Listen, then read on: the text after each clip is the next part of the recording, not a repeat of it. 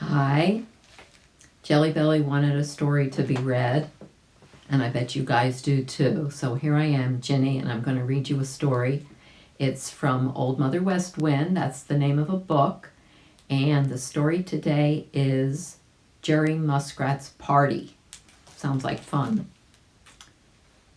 All the merry little breezes of Old Mother West Wind were hurrying over the green meadows. Some flew this way, and some ran that way, and some danced the other way. You see, Jerry Muskrat had asked them to carry his invitations to a party at the big rock in the Smiling Pool. Of course, everyone said that they would be delighted to go to Jerry Muskrat's party. Round Mr. Sun shone his very brightest. The sky was its bluest, and the little birds had promised to be there to sing for Jerry Muskrat. So, of course, all the little folks in the green meadows and in the woods wanted to go.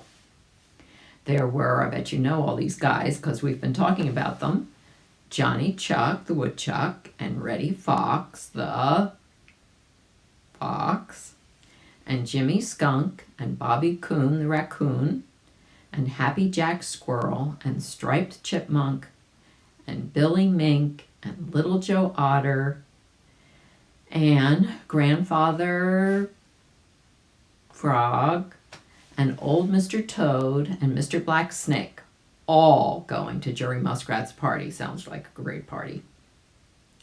When they reached the Smiling Pool, they found Jerry Muskrat all ready. His brothers and his sisters, his aunts and his uncles and his cousins were all there. Such a merry, merry time as there was in the Smiling Pool. How the water did splash! Billy Mink and Little Joe Otter and Grandfather Frog jumped right in as soon as they got there. They played tag in the water and hide and seek behind the big rock. They turned somersaults down the slippery slide, and they had such a good time.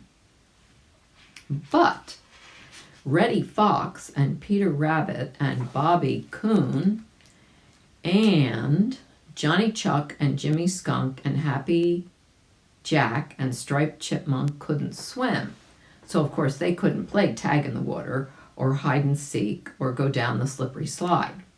All they could do was sit around to look on and wish that they knew how to swim too. So of course they didn't have a good time. So they began to wish that they hadn't come to Jerry Muskrat's party. When he found out that they were not having a good time, poor Jerry Muskrat felt very badly indeed. You see, he lives in the water so much that he had quite forgotten that there was anyone who couldn't swim, or he never, never would have invited all the little meadow folks who lived on dry land. "Let's go home," said Peter Rabbit to Johnny Chuck.